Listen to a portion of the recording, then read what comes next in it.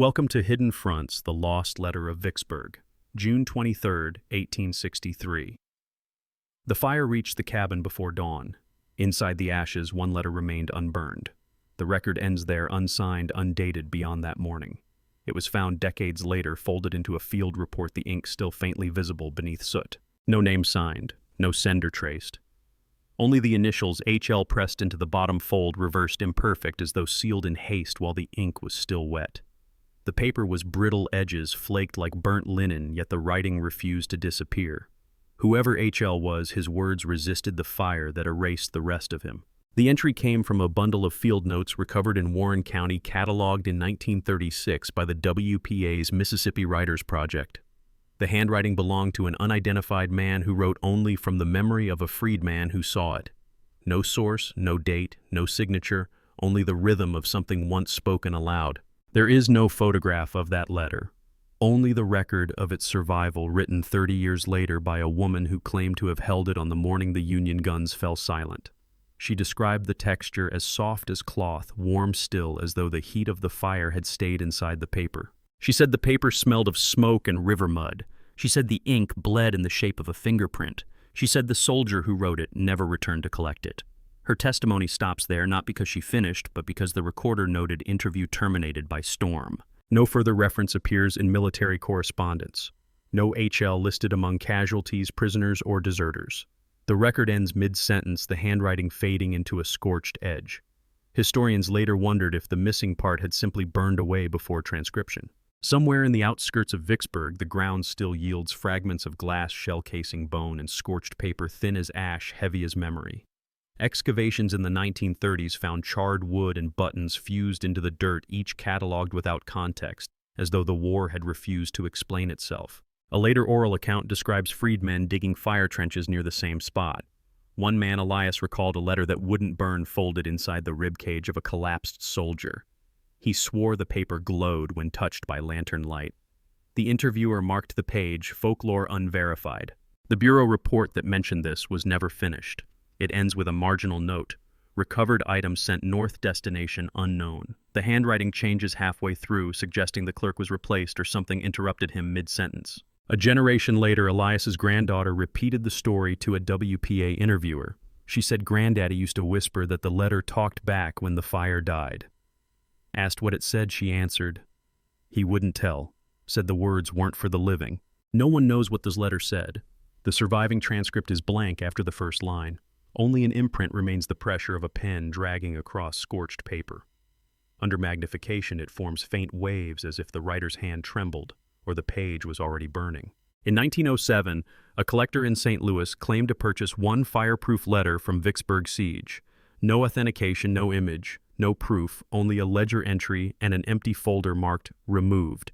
The archive never confirmed or denied its existence. In 1938, a librarian cataloging Civil War ephemera found an unaddressed envelope sealed shut, edges stiff with heat. She wrote in the margin, "Could this be it?" The envelope vanished before verification, replaced days later by a note item withdrawn for preservation. Every archivist since has mentioned the same detail: the smell.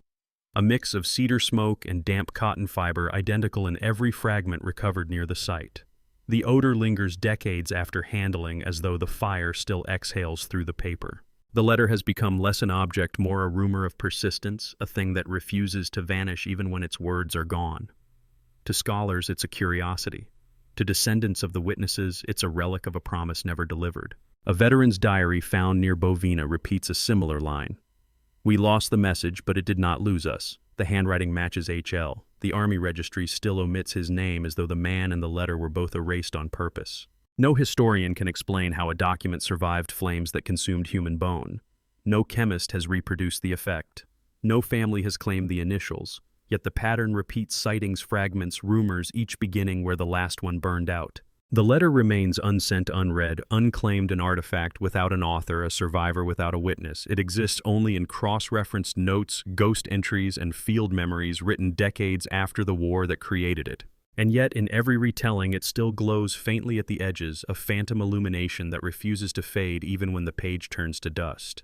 The record, now known as the Vicksburg letter, first appears in an index card dated August 14, 1863, labeled Unidentified Personal Correspondence recovered from burned cabin, Warren County. The clerk's handwriting faint and angular lists, one short observation, edges charred content intact. No author, no recipient, no military reference. Just a note beneath, filed under temporary custody. It would be the only time the letter appeared in any government registry. The filing clerk was Henry L. Marston, Quartermaster's Office, Department of the Tennessee. Marston's name recurs in several war period logs, but after 1863 his handwriting vanishes. A later audit lists his file as terminated cause unspecified. The ledger closes with a red mark across his final entry. Abstracted return uncertain. Historians would later discover that Marston's own cabin near Vicksburg was destroyed in the same fire zone. By 1874, the artifact resurfaced in Freedmen's Bureau Field Report No. 32, recorded by Martha A. Hensley, Assistant Archivist and Bureau Clerk. Her report mentions a letter retrieved from the ashes of a soldier's house by a colored laborer, identified as Elias. She described it as paper that resisted flame. The Bureau file ends abruptly with her initials and a date, October 1, 1874.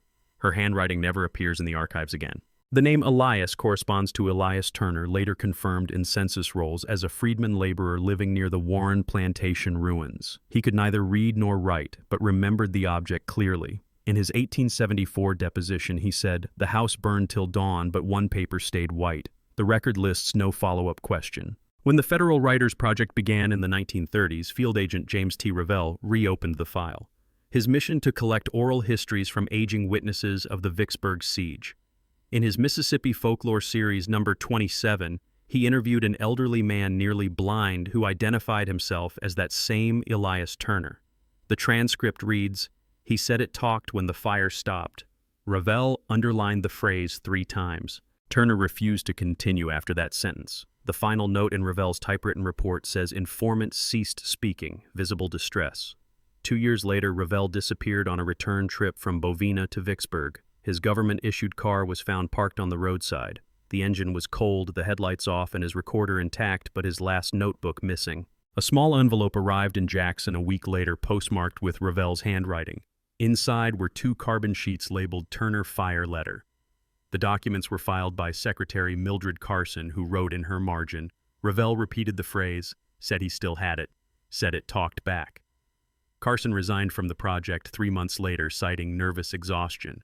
The Turner transcript itself is skeletal clinical, found it after battle, paper white, warm still, kept it till it spoke, then turned black, no punctuation, no context. A final line in lighter ink adds, would not burn again.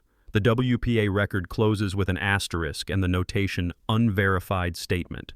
In 1951, a research team from Howard University's Southern Documentation Project excavated near the coordinates mentioned in Turner's deposition.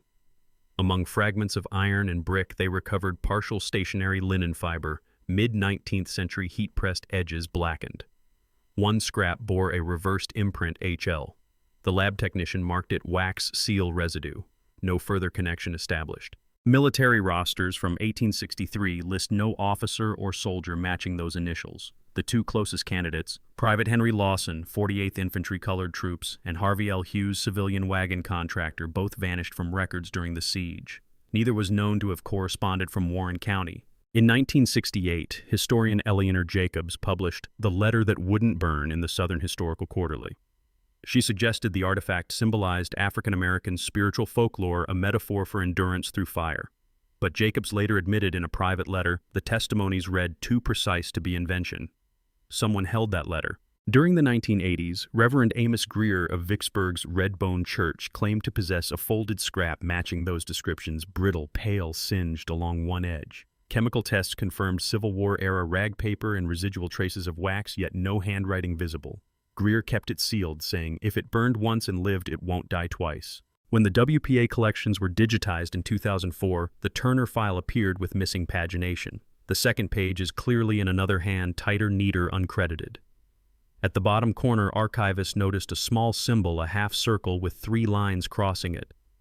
Only years later did researchers identify it as a Union soldier's protection mark used to bless letters sent from the front. Every institution that touches this record loses something: a page, a photo, a staff member. The Library of Congress lists it under corrupted entry. The MDAH lists it as record incomplete, and the University of Mississippi notes it as withdrawn for preservation. The same description repeats across decades like the echo of a vanishing object. In 1982, editor Thomas L. Avery appended the WPA folktale classification to the Turner record. His margin note remains the most quoted line. The field worker who recorded this testimony vanished 2 years later on the same road. No one added to the file after that. The official evidence ends there. A chain of names, dates, coordinates, and fragments, each holding the story for a moment before losing it. The origin of the letter, the identity of HL, and the meaning of Turner's phrase all remain open. Historians have debated whether the artifact was ever real. Yet the consistency of description defies coincidence. A white page that survives fire, a man who cannot read yet hears it speak, an archivist who records the story and disappears, all filed under unverified. Every document about the letter ends with the same unintentional refrain, "not found."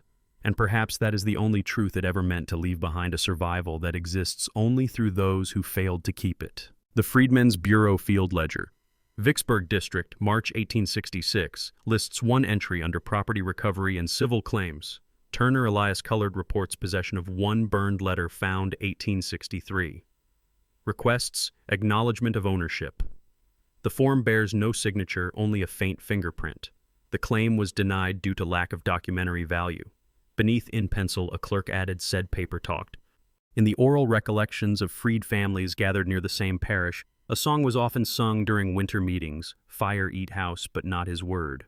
Fire eat night, but not his Lord." The rhythm matches the cadence of Mississippi field chants. No melody survives, but its refrain repeats the Turner description: a paper untouched by flame, carried through ash as proof of protection.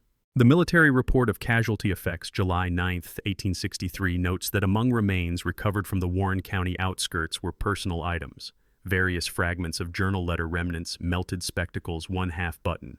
The word fragments appears 9 times.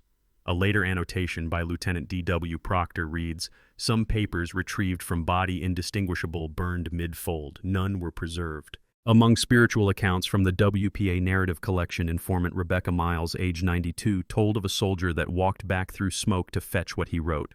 She said his body shone red like the coals, and when he touched the ground, the fire bowed down. The interviewer labeled it "folklore, probable dream memory." A court deposition filed October 1865 mentions a runaway correspondence found among ruins at the River Bluff belonging to an unknown Negro soldier, possibly of the 48th. The court rejected it as evidence, calling the document superstitious relic irrelevant to claim. That paper, too, was lost in transit from Vicksburg to Jackson. In one church ledger from 1872, the congregation of Mount Siloam Baptist recorded a special hymn titled "The Letter Never Burn." The text begins, "The word that lived in fire shall live in me." The phrase appears 3 more times, spaced like a prayer refrain.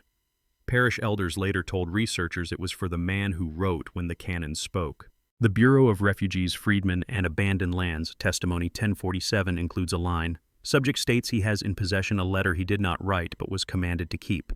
The interviewer, identified as M.H. Franks, added, "Item not produced, informant agitated." The record closes without conclusion. In the oral recollections collected by James Revell, the Turner narrative continues after the silence. His transcript margin reads, "After long pause he said it breathed." When asked what he meant, Turner replied, "like paper sucking air." He then pressed his palm to the table as if miming wait. No more words followed. The Union Logistics Ledger compiled post-siege lists. Private supplies seized from cabin at coordinate 32.9W.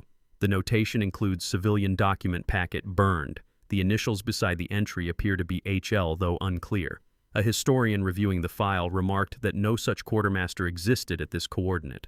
In oral history, fragments recorded in 1937, Mrs. Nancy Delroe, a midwife's granddaughter, recounted that the man with the white paper walked into the river when the moon was red. She said elders feared him, believing the letter was a sign. They say it wasn't fire that spared it, it was the promise he made before he died. The interviewer underlined the word promise twice. The Adjutant General's Correspondence File 6019 includes an unsigned memorandum titled "Concerning Recovered Personal Effects of Colored Regiment," Within a note reads, "One item of interest, a folded missive recovered unburned amidst ash. Content indecipherable. Specimen sealed." The memorandum ends without recipient or closure. Folklore collected from former camp servants in Warren County preserves a vision told in dream form, a soldier's letter rising from smoke, its words rearranging themselves. One dreamer said he saw fire reading fire. Another claimed that when he woke, his hands smelled like ink. In local superstition, such visions meant unfinished business between the dead and the living. The runaway slave advertisement section of the Vicksburg Daily Citizen, April 1863, contains a brief notice: reward for boy Elias, seen fleeing near Big Black River with military coat and satchel. The description matches Turner's age and build. The ad ran for 3 days, ending abruptly after the Union capture of the city. No owner ever reclaimed the notice fee. A recorded chant in the 1936 Library of Congress Field Collection features a line attributed to the old soldier song, "Fire come, I don't run. Letter in my hand, I already done." The recording, though damaged, preserves the rhythmic thump of feet on wooden planks. Ethnomusicologist notes describe it as call and response for unseen deliverance. The Army Paymaster Report, 1864, records deductions for one missing courier identified only as H.L. Civilian. The remarks column reads, "Presumed deceased near Warren area, effects unrecovered." A later audit added correspondence bag lost. That was the last official appearance of those initials in any federal account. In a dream testimony taken by WPA Field Agent Hollis Pierce, a woman named Sarah May, age 85, described a page shining like mirror glass that spoke names of the dead. When asked if she saw the letter herself, she replied, "No, but my mother did, and she said it kept breathing long after the man stopped." The transcription breaks off mid-word. The Freedmen's Hospital Register. Vicksburg Ward 2 lists one patient male, unidentified, severe burns, delirious. The attending physician wrote, he repeats phrase, "The letter's not gone." The man died 3 days later, buried in an unmarked plot near the river embankment. The entry ends with the single word "unknown." In folklore gatherings of the 1940s, the story evolved into parable form. Elders told children, "Don't lie near the hearth or the letter will find you." Some called it the fire paper, others the word that waited. Each version ends with the same image, a folded page refusing to vanish. Anthropologists noted how the tale blurred survival with haunting truth with remembrance. The Post-Reconstruction Bureau Inventory 1877 attempted to trace objects once held by the freedmen's offices. One clerk listed miscellaneous letter fragment, possibly relic. The folder was marked "Destroyed 1880 mold contamination." The archival note beside it. The fireproof letter now belongs to the wind. It was the last bureaucratic attempt to define it as property. Between these two layers, the clerical coldness of forms and the living pulse of memory, lies a single thread that neither side disproves. The record insists it existed once. The song insists it still does. One calls it evidence, the other a voice that never finished speaking. Both repeat the same refrain: the letter did not burn. The Freedmen's Bureau Monthly Summary, August 1866, reports, "No remaining artifacts of correspondence value recovered from Warren County fire zone." The line is followed by a notation, "All traces eliminated by weather exposure." Yet an interview collected that same year from freed laborers near the same ridge claims, "When the rain came, the ashes wrote again." The Quartermaster's Register of Personal Effects, 1863, confirms the destruction of civilian property by uncontrolled fire, closing with no letters survived. In contrast, the oral ledger of the Turner family gathering, 1898, opens with the chant, "White paper walked through flame," and came back calling names. The Vicksburg Reconstruction Survey of 1871 cites local witnesses. Cabins raised 24 casualties, no possessions preserved. A woman identified as Ruth Midwife told the interviewer, "I saw him holding something that light couldn't eat." The transcript ends mid-line, the next page missing. A Union officer's dispatch, July 4, 1863, declares, "The town secured no living souls found within the burned quarter." In Elias Turner's oral retelling recorded decades later, he said, "There was a heartbeat still under the smoke, not a man's but something folded small." A report from Army Logistics, Archive 203B, reads, "Recovered ashes examined, no legible documents identified." Yet the WPA's 1936 Field Notebook number 27 quotes an old man's whisper. He pulled it from under him like it was breathing. The two records occupy the same shelf in the Mississippi archives. A Confederate prisoner exchange document mislabeled and later corrected includes a note. Northern propaganda claim of imperishable letter unfounded. Oral traditions collected around the same time called it God's answer to the fire they sent. Both entries reference the same month but reach opposite conclusions. Friedman's claim form 1228 from 1865 bears an empty column under item description. The clerk's note, claimant unable to produce proof. The margin carries a second hand added in graphite. He said it turned black when the soldiers left. The pencil faded halfway through the sentence. In a WPA recording transcript from 1937, the interviewer writes, "Informant paused, looked upward, then said the paper made no shadow." The tape segment corresponding to that line is silent for 6 seconds, no voice, no ambient sound, only static. The Adjutant General's final report on fire casualties repeats formulaic closure: no survivors, no communications saved. In an oral hymn still sung by the descendants of that parish, the refrain contradicts. They said none lived, but the word kept walking.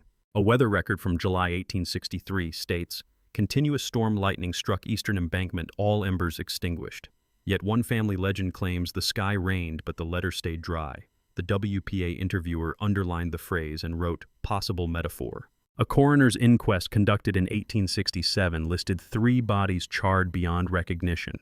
At the bottom of the form, a new hand added 4th unidentified wrapped in fabric containing paper fragment. The word fragment is crossed out, replaced by remnant.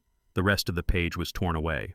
A Missionary Society bulletin 1878 mocked the notion of a fireproof letter, calling it Negro superstition perpetuated by ignorance. That same year, parish sermons across Warren County included the line, "Do not mock what fire leaves behind." The bulletins survive, the sermons do not. The War Department Microfilm Index record M935 reproduces a damaged correspondence slip from 1863, only 2 legible words, found and returned. No context, no header. The paper is warped, scorched around the edges. The archivist's label reads, "Next line missing." From the Turner Oral Circle collected 1909. When they dug near the cabin, they found no bones. Only white flakes, like paper. The field worker's follow-up question, "Do you mean ashes?" is left unanswered. The transcription ends with one empty bracket. A military chaplain's letter archived at Fort Monroe recalls rumor of miracle page circulating among colored troops advised against spreading. He added, "Men claim it was proof no fire can burn truth." 2 days later, the same chaplain reported severe fever and died en route north. Record of abandoned property, 1872. No valid evidence of correspondence or personal item of significance remains. Folklore version 1936.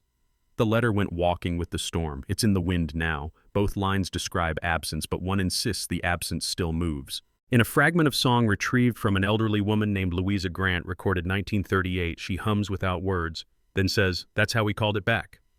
When asked who he was, she replied, "The man that fire forgot." The interviewer wrote, "Recording ended abruptly. Battery failed."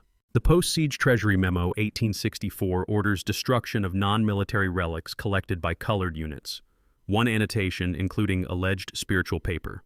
Oral counterpoint. They tried to burn it again, but it turned their hands dark. The bureau official who signed that memo, E.G. Runnels, resigned 3 months later, citing mental collapse. An archival summary compiled in 1902 by regional historian Isaac Cole concludes all testimony regarding unburned correspondence unsubstantiated, likely myth derived from Baptist hymn. Yet Cole's handwritten diary found after his death ends with a final line unconnected to any entry I saw the page. A church record, Vicksburg Parish, 1891, notes an annual memorial service for the letter and the man who wrote it. Attendance, small collection, empty description, minimal. Hymn only, no sermon. In a parallel folklore notebook, the same service is remembered as Night of Thunder, when the drums answered again. The Bureau Archive Abstract of 1879 declares the Turner account closed, no further claims. But the Turner descendants' oral ledger, maintained privately until the 1950s, reopens it with a single refrain. The letter closed, but it never ended. The handwriting trembles as though copied from memory rather than sight. Every government file concludes with absence, destroyed, missing, abstracted. Every oral version opens with continuation, walking, breathing, burning again. Between those two truths lies the contradiction that neither side dares to erase. One insists the record stopped. The other says the story kept answering through the smoke. The Reconstruction Migration Map of 1870, compiled by the Freedmen's Bureau, marks a cluster of newly settled families along the very ridge once identified as Firefield. The legend reads, "Community of former laborers established on burned ground." A notation beneath in smaller print, local name, the kept place. The government surveyors drew boundaries. The residents drew a circle around the cabin that once burned and called it safe earth. In the oral register of that same community, descendants of Elias Turner gathered each spring and sang under an oak that sprouted where the fire had stopped. They said roots grew around the letter, not over it. Each verse began, "Ashes don't lie, but they remember." Children were told to place their hands on the soil, to feel the hum, like the page still turning below. A Reconstruction testimony dated March 12, 1872, taken in Vicksburg Courthouse, lists a widow, Clara L. Benson, claiming to have received a letter from her husband, a soldier in the 48th Infantry, weeks after his recorded death. The paper, she said, smelled of wood smoke, though the ink was new. Officials dismissed the claim as grief correspondence unsubstantiated. The letter was never entered into evidence. In the Book of Baptist Rites, 1875 edition, a marginal note under purification after fire instructs, "Sing the word that lives beyond the flame." The verse following describes a message that walked through ruin, carrying the soul of its writer. The text cites no author. It appears as if transcribed from spoken prayer, not scripture. The Vicksburg Daily Republic in June 1876 ran a column titled "Superstition Among Freed People." It mocked local rumors of a divine letter that refused combustion. The writer, a Northern correspondent, concluded with ridicule, if their faith could write it, might also refuse to burn. The next week's edition carried a correction the reporter had drowned while traveling upriver. From oral gatherings recorded in 1936, Elder Isaiah Kroom told a WPA agent that we write names on paper so the wind can read them. He said his grandmother kept one folded scrap under the family Bible, claiming it was from the man who wrote through the fire. Asked if she could read it, he replied, "Didn't have to, it already spoke." Soldiers' Correspondence Log. 48th Infantry Colored Troops, file entry 1049, no mail delivered to company between June and July 1863 blockade. Yet one unregistered parcel arrived at Cairo Depot addressed only to my own.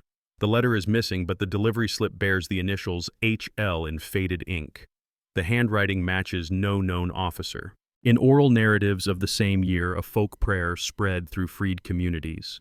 "Send it to my own, whoever that be." Sung as both lament and blessing, the phrase became a burial hymn. By Reconstruction, ministers used it to mark letters placed in coffins with the dead messages meant to be carried where the fire can't follow. A Reconstruction land claim survey, 1873, documents that Turner and 3 others purchased adjoining plots. The registry clerk notes said they would build on ashes for remembrance. Their deeds are signed with X marks. The parchment still smells faintly of smoke residue. In parallel spiritual practice, local elders drew protective rings of soot around their homes every harvest, whispering, "So we keep the burn from inside." Folklorists interpreted it as superstition. The families called it history. One woman told the interviewer, "We don't keep fire out, we just remind it who it met last." A letter fragment reprinted in the New Orleans Tribune, 1878, reads, He wrote, "Do not bury me where the paper died." The Tribune editors identified it as part of a soldier's correspondence recovered near Vicksburg. The accompanying editorial called it metaphor of endurance, but the handwriting cramped, slanted resembles the HL signature from the 1863 file. From the same period, a folk hymn preserved in phonograph cylinders, Library of Congress, 1939 begins, "I won't burn, I won't fade. Write me down in that shade." The melody carries the call of the field chant, the echo of work songs turned memorials. In its final refrain, the fire read my name and could not spell it. The Bureau of Records, Relocation Testimony number 47, taken April 1875, lists witnesses describing the burned district at night as lit again without flame. The agent writes, "They report seeing letters floating low like fireflies. Scientific inspection found only swamp gas. The page ends with the line, but they all pointed to the same spot." A recurring motif in Dream accounts from descendants claims the letter returns each generation. In one dream, it arrives folded in the mouth of a dove. In another, it floats downriver sealed with ash. Dreamers wake with the scent of burnt cotton. None of them ever see actual paper. Yet every description aligns the same whiteness, the same glow. The Vicksburg Memorial Register 1890 documents a local marker erected for the unknown courier. The inscription carved by parish masons reads, "He carried the word through fire." Below, someone later etched a second line, smaller, unofficial. It carried him back. The vandal was never found. In 1921, folklorist Ruth Ellen Whitby recorded a ritual performed each June along the Big Black River. Participants placed folded scraps of blank paper in the water and waited for one to drift back. They said, "The one that stays white means he's still watching." Whitby labeled it survivor devotion. She died of fever later that season, her notebook sealed by family until 1960. The Southern Courier, 1877, published a small obituary column titled "The Man with the Fireproof Page." It cited a colored laborer who believed he carried God's message from the ashes. The journalist called it tragic delusion, but the parish log for that week records a burial for an unnamed man coffin lined with folded paper. Among recorded spirituals still sung in Vicksburg's oldest church, the refrain persists, "Burn me down, I'll still be red." The congregation refers to it as the letter song. No sheet music exists. It is passed only by voice. During the last verse, the choir stands in silence for one breath, a pause said to let the writer listen. The Federal Reconstruction Office, 1878, closed its inquiry into fire site relics with the summary, "Material evidence irretrievable. Cultural persistence notable." That phrase, cultural persistence, has appeared in every government report since. Oral accounts call it something simpler, the word "still walking." And when modern archivists overlay the Bureau map with oral history coordinates, the boundaries align perfectly. Where documents say "burned descendants say blessed," where the report reads "absent the songs mark awake," the two maps mirror each other, one ink, one memory, joined by the same impossible outline of a letter that never turned to ash. The last verified note about the Vicksburg letter appears in a 1939 WPA index card labeled "Unclassified Narratives of Fire." It reads only paper seen once more near the river. No photograph, no copy, no explanation. Beneath that, in different handwriting, the phrase, "Heard it rustle again." Then nothing. The catalog ends in blank space, followed by silence. Across the years of records and testimonies, the same line repeats itself, shifting shape, but never meaning it lived through fire. Some call it myth, others confession. Each archivist adds a mark, a date, a question, and then stops writing. The ink trails thin at the edges, as if the hand forgot whether it was recording history or memory. One archivist, Carson, whose note once read, "He still had it later," returned to that page and crossed the sentence out. Beneath the faint erasure, she added a single word, "echo." Decades later, preservation staff scanning her file marked the same page with static distortion, the image unreadable, sound faint. In playback, a clicking pattern repeats at irregular intervals, like paper folded and unfolded in the dark. In the oral recordings collected in the 1940s, descendants of the Turner family describe the letter not as artifact, but as presence. They say that when storms move across the ridge, the ground hums like low percussion. The air thickens, the windows tremble. It's him writing, one old man says, or maybe the fire trying to read again. The Weather Bureau report, Vicksburg Station, June 1941, recorded an unexplained tremor, similar to artillery reverb, though no military activity occurred. Residents reported faint rhythmic pulses heard across the fields. A journalist visiting the area noted in his travel diary, "It was as if drums were answering something beneath the ground." He left the page unfinished. In later folklore interviews, those who sang the old letter song replaced its final line with a pause. "We let the sound finish itself," said a parish elder. When asked what sound she meant, she replied, "Not ours, the one that comes back." In the tape, the room goes silent for 8 full seconds. Only breath, and then tape static. Fact returns again in the form of absence. National Archives Correspondence 19B, tagged for destruction in 1954, lists duplicate copies damaged, unreadable, beyond preservation. The entry directly below reads, "Vicksburg Letter Mythic Item 1 Folder. Status withdrawn." The rest of the box inventory remains blank. The archivist's pencil trail fades mid-line. In local memory, that missing folder becomes its own kind of scripture. Elders tell children not to whistle near the fire pit because the letter might hear. At weddings, the minister still uses the phrase "written" and not "erased." Each ritual borrows language from bureaucracy and prayer until neither knows where it began. The Jackson Herald, November 1963 published a centennial feature titled The Letter That Refused to Burn. The author ended with rhetorical closure. The story remains unproven, but in the typesetter's proof preserved by chance, a misprint left the final sentence reading, "The story remains unspoken." The corrected version never circulated. In an oral tape made the same year, an unnamed voice hums a slow rhythm between lines. 3 beats pause, 3 beats pause. Researchers labeled it unintentional mic noise.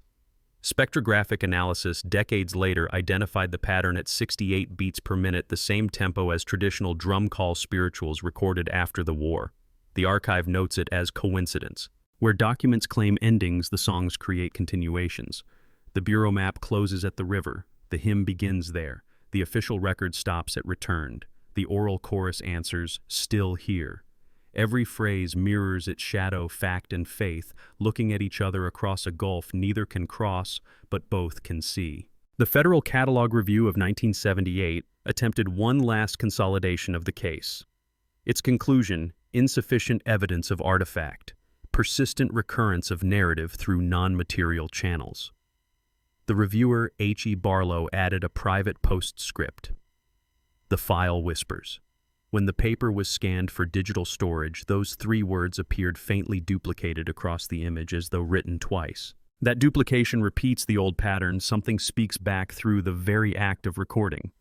Every effort to close the case becomes an act of reopening. The ledger line meant to silence the rumor simply amplifies it. No one wrote again, the first report once said. Yet every decade produces another transcription, another echo that refuses to die. From the oral side, the rhythm persists. The river songs once sung by the freedmen's descendants now drift into gospel cadences. Fire fall down, but we still stand reading. When asked the song's origin, singers shrug, older than us. They don't call it the letter song anymore. They call it the word that walks. At the community site, once called Safe Earth, archaeologists in 1992 found no letter, no ink, no trace of writing. Only a shallow depression in the soil where ash had hardened like glass. When tapped, it rings faintly. The report lists the sound frequency as 432 Hz. The technician wrote in margin, like a bell under dirt. The bell becomes the last echo, its tone repeating the drums of the first hook, the hum beneath the Turner fields, the whisper of paper turning itself. In playback, it is not loud. It is almost refusal, almost breath. When amplified, the tone wavers between clarity and silence as if aware of being heard. All attempts to isolate the sound digitally fail. The wave file shows no spike, no anomaly. Yet listeners report the same impression that it repeats a rhythm just beyond the edge of measure. When technicians play it backward, it forms a pulse pattern 3, pause 1, like the cadence of handwriting press, lift, return. Fact ends with data, folklore ends with sound. Both converge here at the river and the fire at the drum that keeps time for stories too long buried. The archival record closes with emptiness. The oral memory closes with echo. Together they create a silence shaped like the missing letter itself. And then the final transcription, undated, unsigned, filed between 2 unrelated folders found decades later by an intern. The single page contains 6 words. The page survived. It keeps answering. Beneath it, a drawn circle. Inside, 1 word, returned. The surviving fragments of what came to be known as the Vicksburg letter collection now rest in the Mississippi Department of Archives and History, stored in a humidity-controlled cabinet labeled Miscellaneous Fire Testimonies. Each item is sealed separately, a carbon copy of the Turner transcript, a scorched half-page attributed to the 48th Infantry, and 1 unmarked envelope from the Hensley estate. None of them bear writing that can be read by the naked eye. In 2011, a digital imaging project attempted to recover text using multispectral scanning. The results were inconclusive. The paper revealed faint fiber disruptions lines where ink once pressed but never burned. The report concludes, possible pressure writing, consistent with human hand, no legible words detected. The project closed without further funding. The official catalog record lists its provenance as oral and physical fragments, uncertain relation. It offers no theory of authorship, no confirmation of the man once called HL or the freedman said to have carried his letter through the fire. Every linked document trails off in ellipsis, as though each archivist decided at some point that the story had already decided itself. The earliest researchers, Marston Hensley Revell, left only margins behind them. Marston vanished from records after 1863. Hensley's correspondence ended mid-sentence. Ravel's last note was mailed from a roadside post. Even the modern custodians who took over these papers note a pattern of missing pages, corrupted audio, unreadable scans. The archive doesn't hold the letter. It has become the archive itself, made of absence filled with traces of people who tried to remember something the fire forgot to destroy. When visitors request to see Box 47A, the Vicksburg letter, the curator opens a small drawer lined with acid-free sheets. Inside lies the folded parchment sealed in glass. Nothing distinguishes it except its refusal to vanish. Under light, it shimmers faintly, the same way unexposed negatives glimmer before turning black. The staff speak quietly around it as though the silence has to be preserved too. No record proves that the document ever contained words, and yet its history has multiplied through generations of belief. Soldiers once claimed to hear a letter sing through smoke. Freedmen built rituals to honor it. Historians dismissed it. Children dreamed it back into existence. The same piece of paper keeps being rediscovered because every age seems to need a version of it that survives its own fires. A study in 2019 compared hundreds of oral retellings across counties. The phrasing remains nearly identical, paper white as bone, words that breathe, drums that answer. The geography of belief forms its own map, tracing not the path of the artifact, but of the people who carried its story. The letter has become their reflection. Wherever they moved, it reappeared just behind them. The scientists call it coincidence, pattern-making, myth, retention. The elders call it evidence that something once spoken does not stop. When asked what they think the letter said, one man answered simply, "It still says." Another said, "It says nothing. It just listens." In that contradiction, the word that speaks by silence, the two worlds, finally touch. Archival silence is supposed to be neutral. Here it behaves like memory, selective, persistent, alive. The index card that should close the file instead opens a question. What if the absence is the record? What if survival means never being finished? When the curators cleaned the original fragments, they noted a faint pulse of soot still rising when the paper was disturbed. It wasn't visible, only felt as the tiniest warmth. The technician described it in her log, almost a breath. Her note echoes the 1936 field transcript that read, "It breathed." The repetition crosses 70 years like one long exhale returning to its start. The river outside Vicksburg runs the same course it did in 1863. Locals say that when fog settles over the water at dawn, it sounds like pages turning. Fishermen call it coincidence of wind and current. But if you stand long enough, the rhythm starts to form a beat 3, pause 1. The same cadence that once shook the ground in Turner's Fields, the same tempo preserved in the letter song, the same pulse that marks the archive recordings. The drums still answer, though there are no hands to strike them. Each generation of archivists has added a closing note to the file. Hensley wrote, "Still warm." Ravel still had it. Carson echo. Barlow. It whispers. None of them knew they were writing in chorus. Together, their annotations read like a single line stretched over a century, a conversation between those who keep and those who are kept. Standing before the sealed glass, one is left with the impression that the letter never belonged to anyone, that it writes itself each time someone tries to define it. Perhaps it was never meant to be read. Perhaps its survival was its only message. The paper endured because people believed it should. The belief endured because the paper refused to disprove them. Every effort to preserve the object has blurred its outline further until what remains is less artifact than reflection, an image of ourselves looking for permanence in the middle of ruin. In that mirror, the question turns inward. The letter that did not burn becomes the people who could not stop searching.